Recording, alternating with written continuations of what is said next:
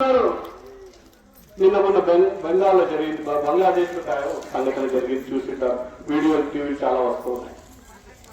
ఏం చేశాడు దీపూర్ చంద్రదాస్ యువకుడు ఒకే ఒక మాట ఏమన్నాడు? ఆ దేశంలో, ఇస్లాం దేశంలో ముస్లింలు పెరిగితే తర్వాత పరిస్థితి ఎలా ఉంటుందో చూడండి. ఏమన్నాడు? అందరు జనులు ఒకటే ఒక మాట అన్నాడంటే, పట్టుకొని కొట్టి బట్టలు చించి ఉడదీసి తొక్కి చంపి చెట్టుకు కట్టేసి తర్వాత మంట పెట్టి కాదు. ఏ దేశంలో? బంగ్లాదేశ్ లో ముస్లింలు పెరిగితే పరిస్థితి చూడండి. కాశ్మీర్ లో ఉండేటువంటి పహల్గామ్ అనేటువంటి ఊర్లో జరిగింది సంఘటన. చాలా మంది యాత్రికులు పోయారు, మనలాంటి వాళ్ళు, మన దగ్గర నుంచి మనకు కావాల్సి ఇక్కడి కూడా పోయారు.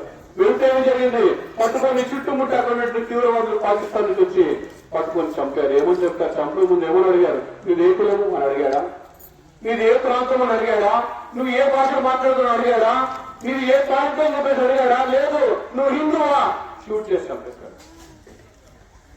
కాబట్టి హిందువులు ఎప్పుడైతే ఒకటిగా ఉంటారో, హిందువులు ఎప్పుడైతే బలంగా ఉంటారో, హిందువులు ఎప్పుడైతే ఐక్యంగా ఉంటారో, హిందువులు ఎప్పుడైతే శక్తివంతంగా ఉంటారో, అప్పుడు ప్రపంచం అంతా కూడా శాంతిగా ఉంటుంది.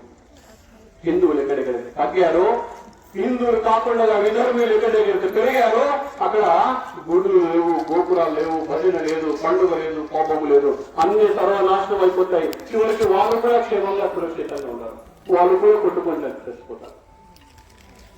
ప్రతి ప్రపంచం అంతా శాంతియుతంగా ఉండాలంటే కేవలం ఒకే ఒక మార్గం ఏమిటంటే హిందుత్వము, హిందూ ధర్మము సజీవంగా ఉండాలి. ఇది ఒకటే మార్గం, వేరే మార్గం తెలుసు, గుర్తుపెట్టుకోండి. మనం ఆచరించేటువంటి ధర్మాన్ని, ఈ శ్రేష్టమైనటువంటి ధర్మాన్ని, ఇందాక చెప్పారు, మన కట్టు, మన బొట్టు, మన వేషము, మన ఆచారం, ఇవన్నీ కూడా మనము పాటిస్తూ, ఇంకెవరి కొరకు కాదు, నా కొరకు నేను పాటించాలి, ఇంకెవరికో కొరకు కాదు, నా తర్వాత తరం కోసం నేను పాటించాలి. నేను బాగున్నాను ఇప్పటి వరకు.